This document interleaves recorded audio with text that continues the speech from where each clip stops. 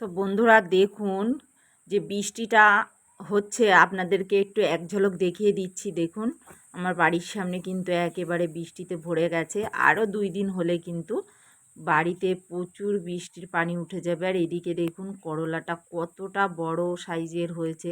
যেহেতু বৃষ্টি হচ্ছে, আরও একটা জিনিস আপনাদেরকে দেখায়, প্রচুর করলা কিন্তু নষ্ট হয়ে যাচ্ছে, কারণ আমরা স্প্রে তো করতে পারছি না। আর এই উচ্ছে গাছ কিন্তু করাটা খুবই একেবারে কঠিন, আবার কঠিন নয় বলতে গেলে চলে। মানে কঠিন বলতে এটাই যে একটু উচ্ছে গাছে পোকাটা কিন্তু প্রচুর লাগে।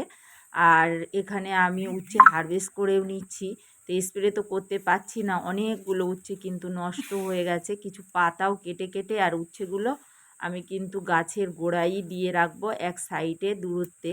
তো এইভাবেই কিন্তু কি করা যাবে, আমাদের হারভেস্ট করতে হবে। আর সবজি যেটা একটা দুটো হলেই যথেষ্ট, যেহেতু ছোট্ট ফ্যামিলি, ব্যাস এটাই